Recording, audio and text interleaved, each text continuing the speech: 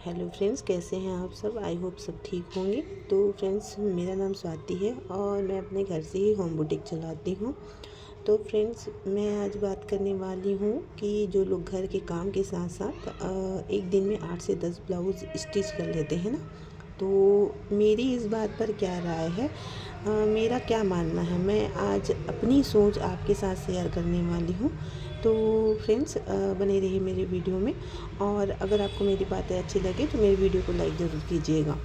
तो फ्रेंड्स, कई लोग कहते हैं ना कि हम घर का पूरा काम करके भी 8 से 10 ब्लाउज़ एक दिन में स्टिच कर लेते हैं। अधिकतर लोगों का ये कहना रहता है कि हम पूरा घर का पूरा काम करते हैं, उसके बाद भी एक दिन में 8 से 10 ब्लाउज़ बना लेते हैं। तो मुझे इस बात पे ऐसा लगता है कि अगर हम 8 से 10 ब्लाउज़ बनाने का एक दिन में अगर टारगेट रखेंगे और उसके साथ साथ अपने घर का भी पूरा काम करते रहेंगे, तो हमारी सिलाई में ना कहीं कमी रहेगी। फिनिशिंग नहीं रहेगी, क्योंकि हमारा पूरा ध्यान इस बात पर रहेगा कि हमें एक दिन में ना अपने टारगेट पूरे करने हैं। एक दिन में 8 से 10 ब्लाउज बनाने ही हैं। तो इससे क्या है, हम अपने काम पर अच्छे से फोकस नहीं कर पाएंगे। तो अधिकतर देखना, जो लोग बोलते हैं ना कि हम एक दिन में 8 ब्लाउज बना लिए, 10 ब्लाउज बना लिए, उनकी ब्लाउज बनाने का तरीका, उनके कपड़े का फिनिशिंग आप देखिएगा। अधिकतर ऐसे लोग ना क्या करते हैं कि जल्दबाजी में ना ब्लाउज को ऑर्डिनरी ही सिल पाते हैं, क्योंकि अधिकतर देखना कि ब्लाउज में ना नीचे ना पट्टी रहेगी, डायरेक्ट वो अस्तर पे चिपकाए और सभी तरफ से टक्स लगाए और फिर चोली जोड़े और नीचे से ही टक्स दे दिए। उसके ऊपर ना कमर में पट्टी लगाना एक्स्ट्रा अस्तर से, ना फिनिशिंग देना, ना अच्छे से पाइपिंग लगाना, कुछ भी फिनिशिंग नहीं रहेगा उसमें, क्योंकि हमें हमारे दिमाग में एक ही प्रेशर रहेगा कि हमें इतने जल्दी में ये बनाना ही है। तो हम उस चीज़ पर फोकस ही नहीं कर पाएंगे कि हमें फिनिशिंग का भी ध्यान रखना चाहिए। क्योंकि मुझे ऐसा लगता है कि कोई भी कस्टमर अपना कपड़ा हमें दे के जाता है तो वो कितनी उम्मीद के साथ दे के जाता है कि ये हमारा कपड़ा एक नए लुक में तैयार करके देंगी, और उसके बावजूद अगर हम उनको अच्छे से काम करके नहीं देंगे तो उनको भी तो कहीं ना कहीं अच्छा नहीं लगेगा। तो और मुझे लगता है कि अगर हमारे काम में फिनिशिंग है ना, तो हम एक दिन में, पूरे दिन भर में एक भी ब्लाउज़ बना पा रहे हैं तो वो दिन हमारे लिए सक्सेस है। क्योंकि अगर एक काम में हमारा फिनिशिंग है ना, साफ़ सुथरे से हम बना रहे हैं, तो वो हमारा कस्टमर खुश होके जाएगा कि हाँ, आपने मेरा कपड़ा बहुत अच्छा से बनाया है, इसमें फिनिशिंग का भी ध्यान रखा है। तो इससे क्या होगा कि हम जो रेट उनको बोलेंगे ना, वो खुशी देंगे। अगर उसी को हम एक दिन में ही उनका 8 ब्लाउज बना के दे दिए और किसी भी ब्लाउज़ में फिनिशिंग नहीं है, कहीं से भी अलग से पट्टी नहीं जुड़ा हुआ है, पाइपिंग नहीं दी हुआ है, डायरेक्ट पलटा के बना दिए हैं, तो कहीं ना कहीं ये सिलाई में असर दिखता है। अब देखना, जो ब्लाउज़ हम अलग से पट्टी लगा के बनाए रहेंगे, अलग से बुकरम पट्टी या फिर पेपर पेस्टिंग लगा के बनाए रहेंगे, या फिर उसमें बढ़िया सा पाइपिंग दिए रहेंगे, सिलाई में भी फिनिशिंग रहेगा, तो वो दिखने में अलग ही शाइनिंग आता है, अलग ही लुक आता है।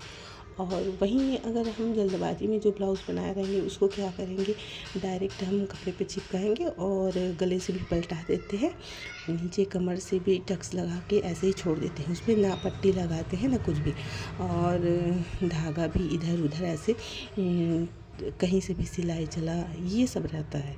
कहीं ना कहीं फ़र्क पड़ता है, जो जल्दबाजी में जो काम होता है ना, उसमें फ़र्क पड़ता है। तो मुझे ऐसा लगता है कि हमें ना जल्दबाजी नहीं करनी चाहिए। जो भी काम कर रहे हैं उसे पेशेंस के साथ करना चाहिए। एक दिन में अगर हम 8 ब्लाउज़ बना रहे हैं, उसी को 2 ब्लाउज़ बनाओ, लेकिन वो फिनिशिंग के साथ रही। 8 ब्लाउज़ का रेट आप 2 ब्लाउज़ में इंक्लूड कर लो, लेकिन वो कपड़ा क्या है, फिनिशिंग रहना चाहिए। तो ऐसे में क्या है, कस्टमर को भी लगता है कि हाँ, कितना अच्छा बना के दी है, साफ़ सुथरे से और प्रॉपर फिनिशिंग और फिटिंग के साथ। तो वो भी खुश होते हैं और हमें भी कहीं न कहीं आत्मविश्वास हमारा बढ़ता है कि हाँ, हमने अपने काम में कहीं पर भी कमी नहीं छोड़ी। और अगर हमें जहाँ पर भी लगता है कि कमी हुई है तो वहाँ पर हम सुधार की भी देना चाहिए हमें। तो मैं तो ऐसा ही करती हूँ कि मैं अपने घर के काम के साथ-साथ मैं हमेशा टारगेट रखे रहती हूँ कि मुझे अपना ये सब आज फिनिश करना है और अच्छे से बनाना है। तो इसी के साथ देखिए मैंने भी ये ब्लाउज़ कंप्लीट करके रखे हैं। तो मैं तो ये तो नहीं कहती कि ये ब्लाउज़ मैंने आज ही बना लिए, एक ही दिन में बना लिए, नहीं बिल्कुल भी नहीं। मैंने एक दिन में नहीं बनाए हैं। मुझे ना इसको बनाने में कम से कम 3 दिन लगे होंगे, क्योंकि मैं अपने घर के काम के साथ-साथ अपनी सिलाई के लिए ये समय जो दे पाती हूँ। तो इसको ना मैंने ये देखिए ये जो ब्लाउज़ है वो काफ़ी हैवी साइज़ में है, 42 के साइज़ में है और इसको मैंने प्रिंसेस कट में दिया है। जो फिनिशिंग है ना इसकी बहुत ही अच्छी है। और ये जो पैटर्न वाला ब्लाउज़ होता है ना जो साड़ी में दिया रहता है वो काफ़ी छोटा होता है, तो उन्होंने कुछ अपने अकॉर्डिंग डिज़ाइन बना दिए ना, ऐसा कुछ बोला था। तो मैंने इसमें डिज़ाइन तो नहीं बना, लेकिन हाँ आस्तीन में मैंने थोड़ा सा पफ दे दिया था। और ये भी एक लहंगे का ही ब्लाउज़ था, ये भी काफ़ी हैवी साइज़ में था। तो मैंने इसमें भी गले में अच्छे से गोल्डन पाइपिंग दिया और इसके आस्तीन में भी मैंने पाइपिंग दिया और पाइपिंग भी एकदम साफ़ सुथरे से। आस्तीन का पाइपिंग मैं आपको दिखाती हूँ। आस्तीन का पाइपिंग में देखिए इस तरीके से मैं लगाती हूँ अंडरग्राउंड करके, ताकि दिखने में भी फिनिशिंग और कस्टमर को अंदर से चुभे भी ना।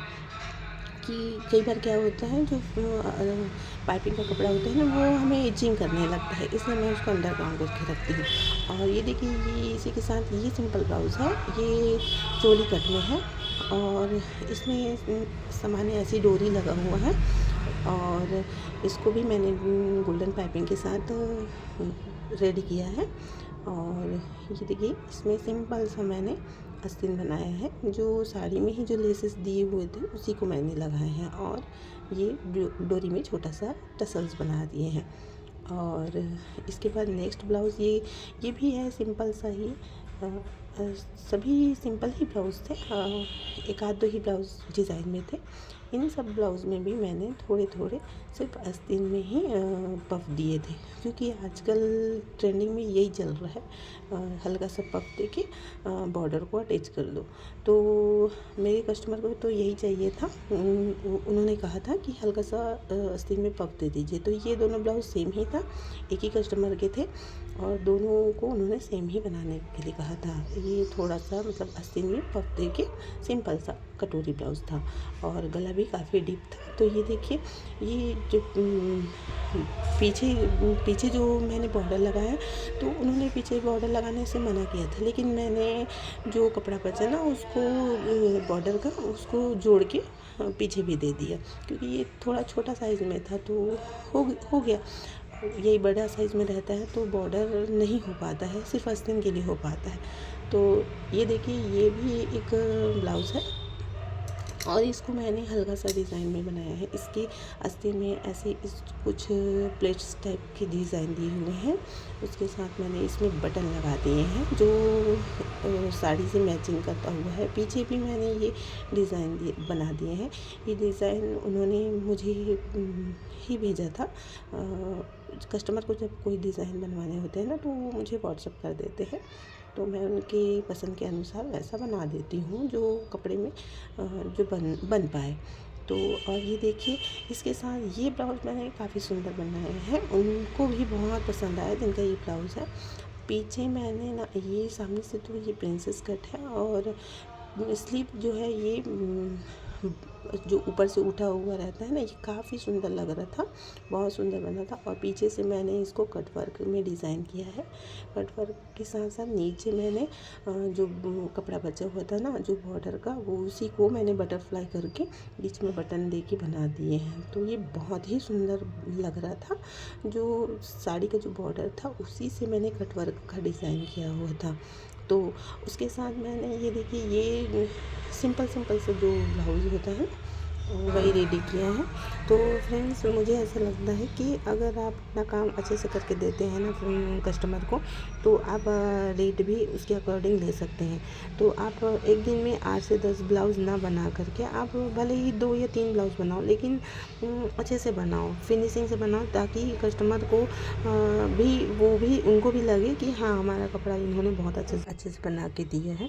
तो आप ही एक दिन में 500 से 1000 रुपये आराम से कमा सकते हैं। तो थैंक यू फ्रेंड्स मेरे वीडियो को फुल वॉच करने के लिए। तो आगे मैं कुछ नए वीडियो लेके आऊँगी। तब तक के लिए आप स्वस्थ रहिए, मस्त रहिए, और थैंक यू सो मच।